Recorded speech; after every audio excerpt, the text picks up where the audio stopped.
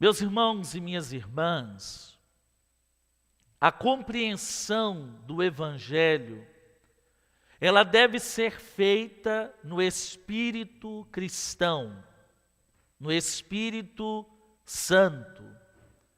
Porque se nós analisarmos, se nós meditarmos, se nós pregarmos o Evangelho sem o Espírito Santo, o Evangelho se torna cada dia mais distante das nossas vidas. Nós vivemos em um tempo em que o capitalismo reina em nosso mundo e não temos como escapulir disso.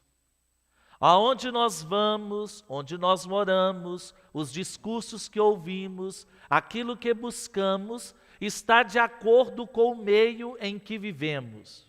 É verdade.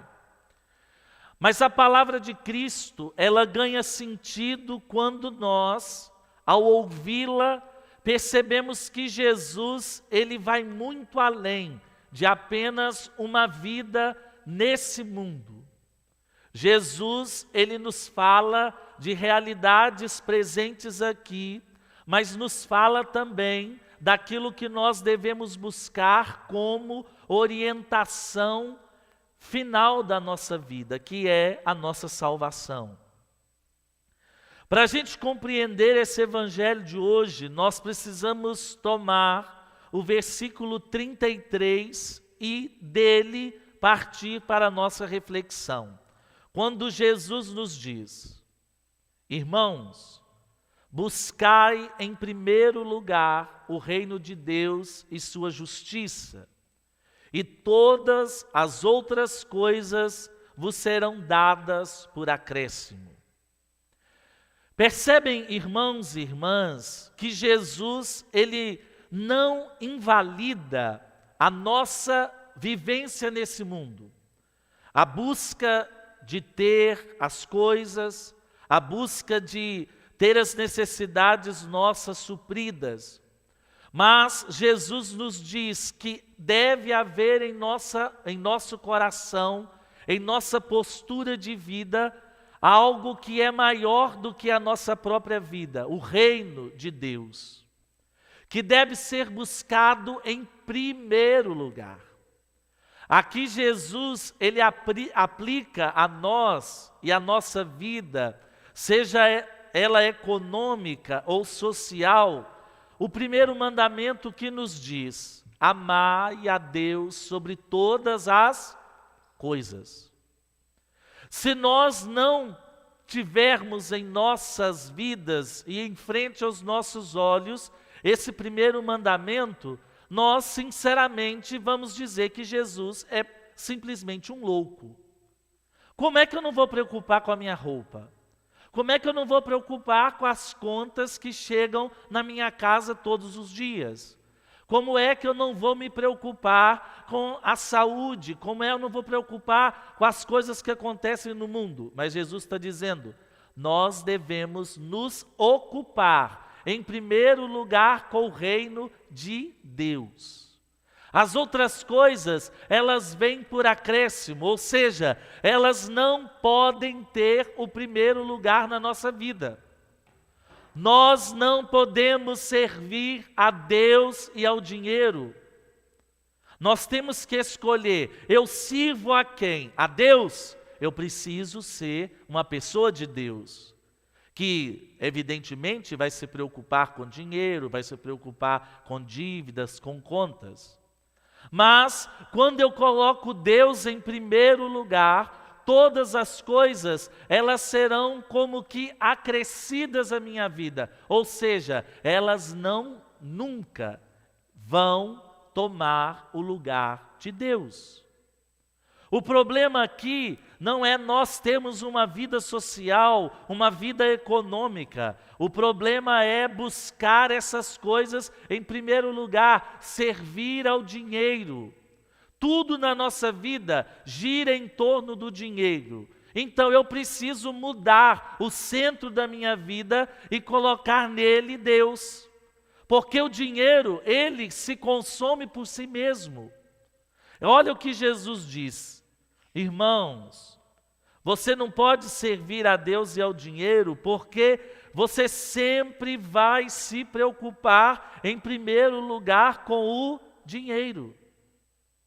E o dinheiro aqui significa o quê? A posse daquilo que nós temos para realizar aquilo que é essencial na nossa vida.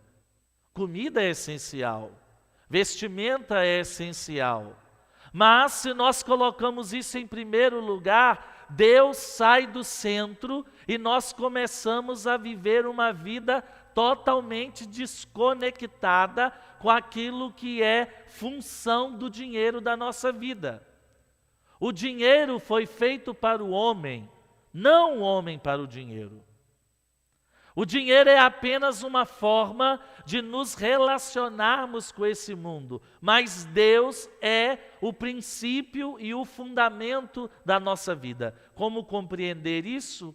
Basta a gente tomar aquilo que Jesus mesmo diz.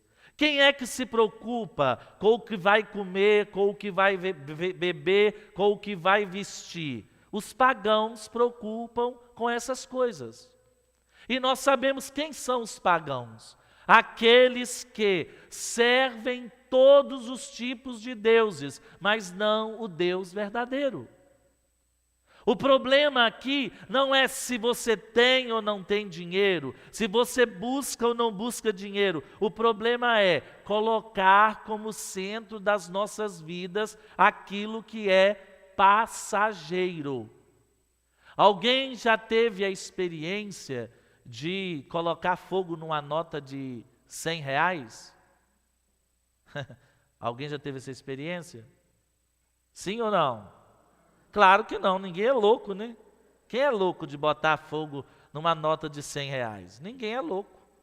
Mas você já reparou que a gente bota fogo nas notas de R$100 quando a gente gasta com os nossos vícios, que não vão trazer a nós nenhum tipo de benefício. Vício da bebida, vício do fumo, vício de todos os outros tipos. Eu estou queimando R$100 sem ver. Quando eu coloco como preocupação maior da minha vida se eu vou ou não comprar aquilo que eu não necessito na minha casa, eu tenho lá já a minha TV. Para que eu vou preocupar em ter uma TV maior só para mostrar para os outros? Para que eu vou me preocupar em ser a pessoa mais bem vestida, se nos basta apenas ter uma roupa limpa e cheirosa? Para que eu vou me preocupar em ter a melhor comida, se um prato de arroz com feijão e ovo é capaz de me manter vivo? Veja o que Deus está dizendo. Porque quando a gente toma esse evangelho, a gente pode cometer dois erros: demonizar o dinheiro ou demonizar Deus. E os dois não. O dinheiro está a serviço do homem. E Deus é o fundamento da nossa vida. Então, Jesus está dizendo: a quem você vai servir? A quem você vai dar a orientação para a sua vida? Deus em primeiro lugar, o reino de Deus em primeiro lugar, ou ao dinheiro que a traça corrói, o ladrão rouba? Jesus, ele não está contra uma vida nesse mundo bem vivida, de jeito nenhum. Mas Jesus está contra uma vida que, em torno do dinheiro, faz todas as suas escolhas. Em torno do dinheiro, faz todo o tipo de atitude. E aí começa a vir os problemas. Quem se preocupa muito com dinheiro não tem tempo de rezar, porque trabalha demais. Não tem tempo de entrar num processo, de felicidade completa, porque sempre vai estar faltando alguma coisa. Nós somos insaciáveis. Nós temos, mas queremos ter mais. Então Jesus está dizendo: mude o foco da sua vida. Em primeiro lugar, sempre coloque Deus. Deus está em primeiro lugar? Sim, está. Então o resto virá por acréscimo. Não é que as coisas vão cair do céu para nós. Não é isso. Vir por acréscimo não significa que Deus vai te alimentar, que Deus vai te dar roupa. Ele sabe que a gente precisa de todas essas coisas. Sabe sim, mas Ele quer dizer: a quem eu quero servir em primeiro lugar. Porque se eu quiser servir ao dinheiro, eu vou me esquecer de Deus. E olha, na luta que existe entre Deus e as coisas, você pode perceber, Deus sempre perde. Basta você analisar a sua vida. Quem é que ganha sempre? Por exemplo, se você levanta atrasado para ir para o trabalho, qual que é a coisa que você deixa de lado? A sua oração. Você não sai de casa sem tomar seu banho, sem vestir sua roupa, sem escovar seus dentes. Tomara que não saia mesmo. Mas a primeira coisa que a gente abandona é o nosso compromisso com Deus. Já reparou isso? Ou então, nós escolhemos o horário pior para poder realizarmos as coisas de Deus. Várias pessoas chegam perto de mim e dizem: não consigo rezar o terço. Tá bom, mas que hora que você vai rezar o terço? Ah, eu rezo o terço na hora de dormir. Hora de dormir é hora de rezar terço? Vai cair terço para um lado e você para o outro. A hora de rezar o terço é o momento que você está mais ativo. Qual que é o momento que você está mais ativo? De manhã, às vezes, para você que tomou um banho, para ir trabalhar, levanta um pouquinho mais cedo, meia hora antes, e depois do banho vai lá rezar seu terço, sem fazer nada a mais, sem dirigir carro. Porque tem gente que acha que, não, enquanto eu estou dirigindo o carro eu vou rezando o terço, enquanto eu estou no ônibus eu vou rezando o terço. Mas espera aí, não é passatempo, é oração, é diálogo com Deus. Percebem como é difícil a gente fazer essa escolha de Deus em primeiro lugar? Por isso que nós cantamos hoje no Salmo: provai e vede quão suave é o Senhor. Ou seja, se você prova a suavidade de Deus, se você sente e vê essa suavidade, você começa a ter uma vida mais tranquila, sem preocupações. A gente busca mais nos ocupar do que nos preocupar. Por que você perde o sono? Porque você preocupa demais. Vai adiantar? Gente, é interessante isso. Você está num lugar, você está ali presente de corpo, mas sua cabeça está em outro mundo. Vai adiantar alguma coisa? Você está perdendo tempo ali. Enquanto você estiver no lugar, faça tudo para você ter o relacionamento com aquele lugar onde você está. Não se preocupe com aquilo que ficou do lado de fora. Vai chegar um momento em que você vai poder se ocupar da outra coisa.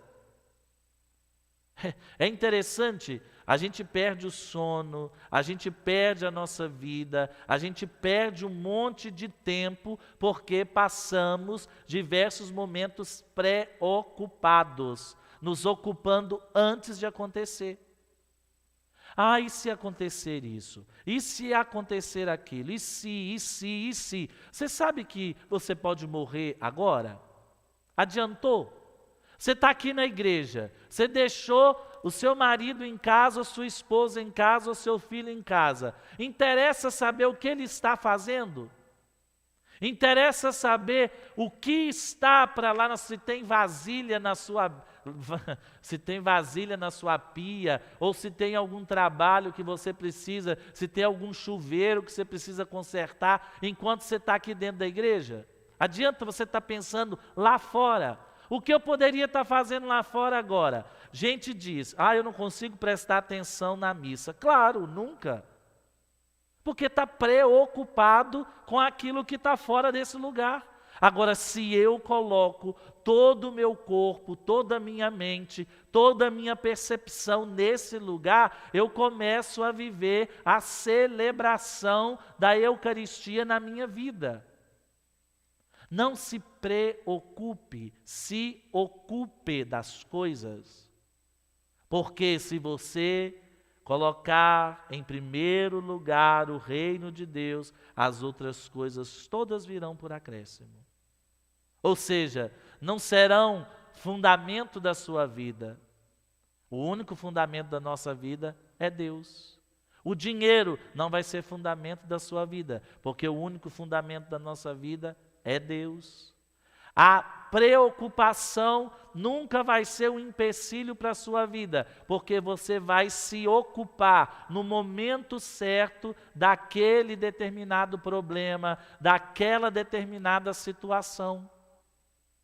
Percebem como é importante a gente olhar para esse evangelho muito além do que apenas algo capitalista, algo que se preocupa com dinheiro. Não, é olhar para esse evangelho na grandeza da nossa vida, nos nossos momentos interpessoais, em que eu tenho um relacionamento com meu irmão. Você já percebeu hoje como a gente tem sido mal educado? Aconteceu comigo hoje. Alguém estava me ligando no celular e eu estava conversando com a pessoa. Aí eu simplesmente deixei o celular tocar e estou continuando a conversa, era uma conversa importante. Aí retornei a ligação para o camarada, ele disse assim para mim: por que você não atendeu o telefone? Eu estava atendendo outra pessoa. Mas por que você não pediu a pessoa para esperar e me atendeu? Eu falei: eita, aí, isso é falta de educação, não é não?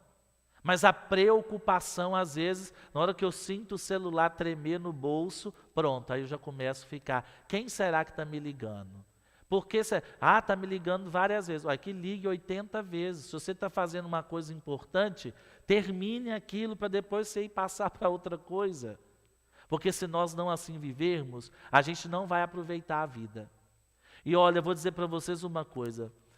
Talvez muitos de vocês que estão aqui dentro da igreja não tenham esse problema, mas e às vezes muito de casa também não tem.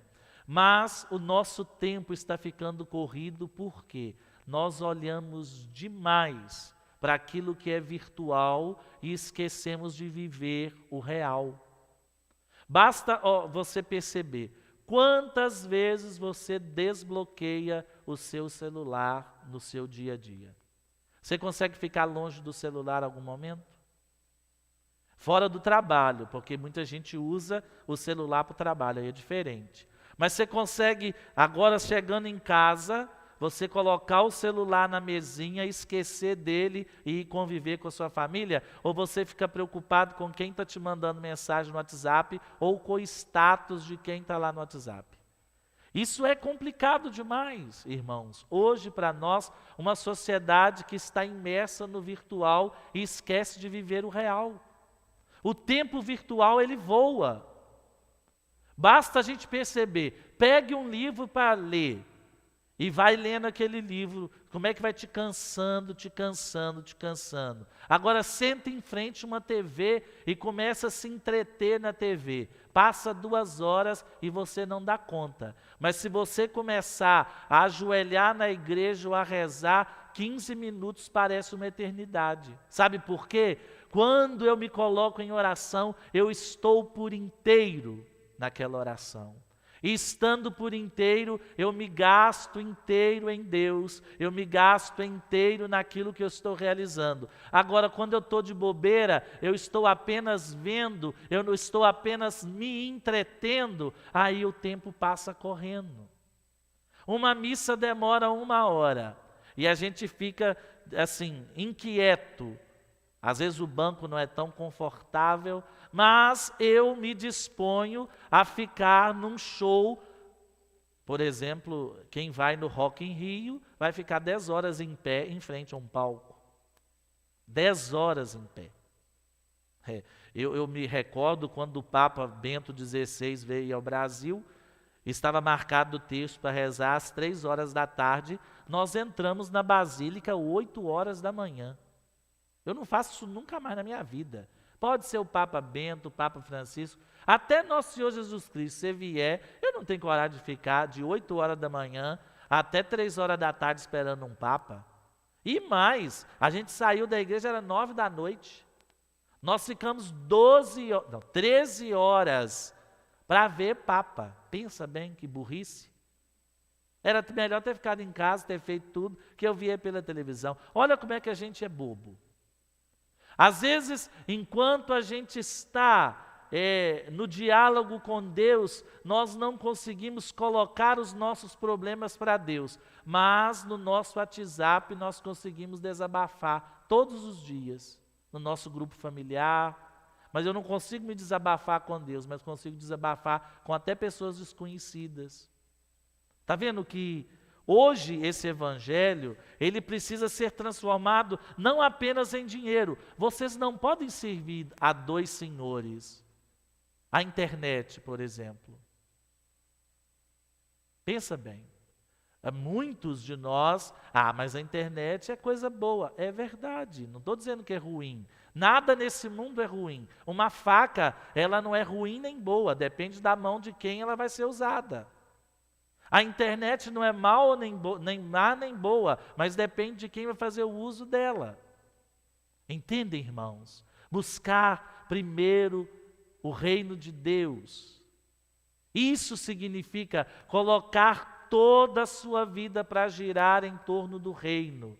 As outras coisas virão por acréscimo. As outras coisas serão acrescidas. Ou seja, elas não são fundamento, mas elas são acréscimos. Pense nisso.